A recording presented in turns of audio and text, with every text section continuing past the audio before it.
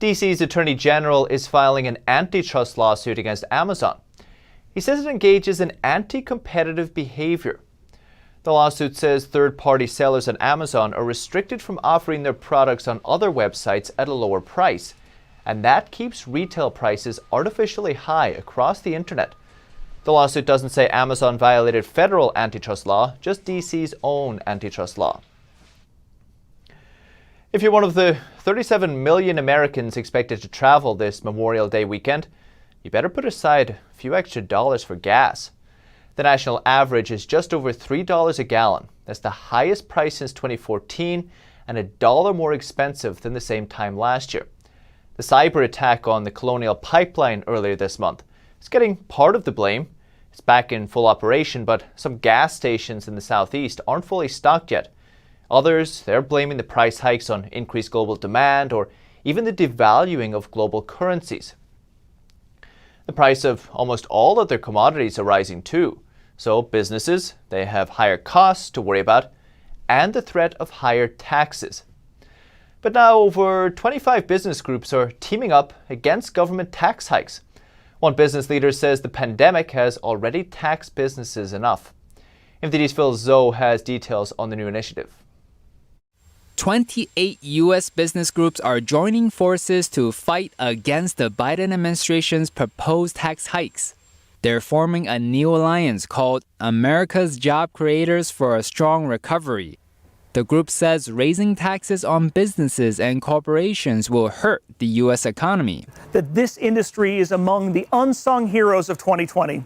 You've kept America's store shelves stocked for American families. The National Association of Wholesaler Distributors, one of the organizers leading the group, says American businesses are just starting to recover from the pandemic and that the record tax hikes that Democrats are seeking could not come at a worse time. Another member of the alliance says taxing them again while they are still struggling to recover just goes too far. The U.S. government is seeking to raise corporation taxes from 21% to 28%. The new taxes will go towards projects such as President Biden's proposed $2.3 trillion infrastructure plan. Phil Zoe, NTD News. The alliance plans to target key states with moderate Democratic lawmakers like Arizona. It's also expecting more members to join the alliance in the coming weeks.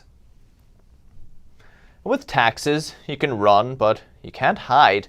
Well, at least if Senator Elizabeth Warren has anything to do about it. She says she wants to go after wealthy tax evaders by tripling the IRS's annual budget.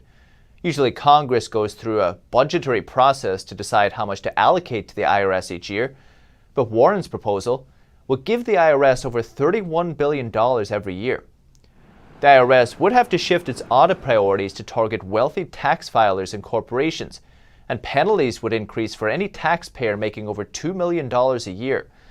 Warren said budget cuts have hollowed out the IRS, and it doesn't have the resources to go after wealthy tax cheats. And just last week, the Treasury Department said the tax gap for 2019 was nearly $600 billion. That's the difference between taxes Americans are legally required to pay and actual taxes paid. Without higher taxes, the government will need to continue borrowing money to fund its spending. Most of this is newly created money added to the system that just devalues the money that's already out there. This makes the dollar less attractive to investors and business people, but the dollar is considered the world's reserve currency. It's considered a reliable store of value used for international transactions, and other currencies, they tend to be denominated in it. Is a currency rising or falling? Just check it against the dollar. But many experts worry this reserve status is now at risk. Asked the Trust's chief economist Daniel Lakaya why the reserve currency status is so important for the United States. Lakaya helps manage $6 billion in assets. Being the world reserve currency is very important for the United States. Why? Because the United States runs a trade and a fiscal deficit. So it is important to remain the world reserve currency because that attracts capital into the United States. Investors all over the world and countries all over the world buy dollars, use treasuries as reserves for their central banks in order to maintain the central bank assets relatively stable. So it's a very important factor. Losing the world reserve currency status would be absolutely atrocious for the United States, because it could rapidly enter into Argentina or UK style collapse. Remember that the United Kingdom had the world reserve currency, the British pound, and it lost being the world reserve currency, and then it entered into a stagflationary cycle, and that did not improve until the almost early 80s. We see the IMF recently say that the share of US dollar reserves by central banks around the world fell to 59% last year. They said that's the lowest in 25 years. Is this some signal that the dollar is in danger, or?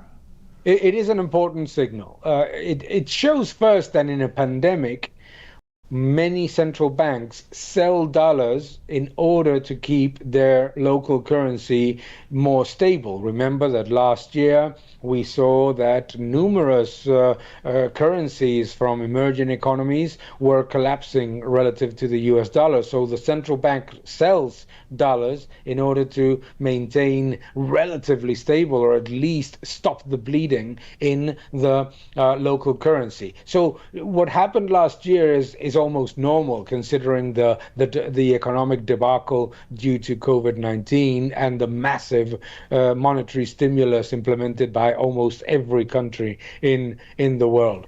However, it is important to look at the details, and the details are concerning, because in the IMF report, what we can see is that China, Russia, Japan, countries that are recovering quite fast, are not recovering their US dollar reserves as one would imagine. And that, added to the fact that, for example, some commodity producers are starting to accept contracts in different currencies for their commodity transactions, is something that the US government and the US Central Bank, the Federal Reserve, should be extremely concerned about. Why do you think this is happening? Why are people less willing to do these deals in US dollars? It makes total sense. When the Biden administration says that they're going to go big, everybody understands that they may try to weaponize the US dollar and try to massively increase the amount of US dollars in the economy by going into monster deficits that will be financed with higher money printing by the Federal Reserve. So when the Biden administration talks of going big, everybody understands that it means going small on the purchasing power of the US dollar. And what citizens should understand is that when governments talk of going big with huge deficits financed by money printing, it means weakening of the purchasing power of your savings and your real wages. Daniel Kaya, Tresses. And Florida says it's ending the $300 weekly federal pandemic unemployment boost. It's the 23rd state to opt out early. Officials are trying to get people back to work amid a labor shortage and a booming economy. Data shows nearly 500,000 job postings in the state. Florida will still participate in other federal unemployment programs which expire in September, but it could opt out of those programs early too, as officials monitor job posting and hiring trends. The federal supplement is now set to end on June 27th for Floridians. The Californian Trucking Association is fighting a law that will force truck drivers to be classified as employees. The group says the law, if also applied to owner-operators, may reduce pay for truckers and increase prices for consumers. NTD's Colin Fredrickson talked to people involved with the matter. California law may soon force truck drivers to be employees instead of independent contractors known as owner-operators, causing them to lose huge amounts of income. Lawyer Gregory Feary works with the California Trucking Association. But maybe more importantly, by eliminating or substantially reducing the possibility that these truck drivers can run their own businesses, they rob the law. AB 5 robs them of the right to be entrepreneurs, to start a business, to build a business. The law, Assembly Bill 5, makes all companies classify any person who works for them as an employee rather than an independent contractor, with limited exceptions, intending to protect workers. While this makes sense in other industries, for trucking it may raise costs and lower incomes. The California Trucking Association is currently fighting the law in court.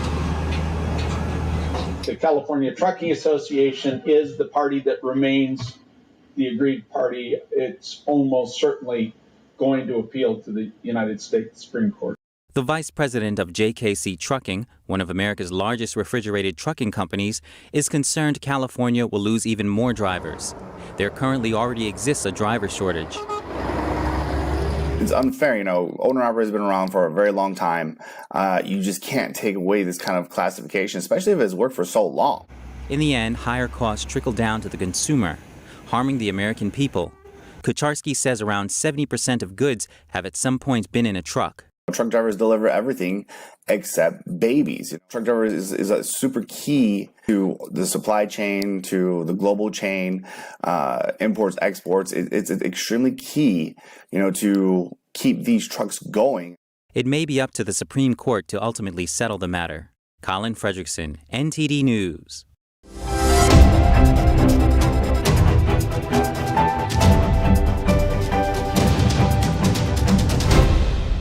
We have a new channel. Subscribe to us on YouTube at NTD News. Get the highlights of our news broadcast and the most important headlines that we curate especially for you.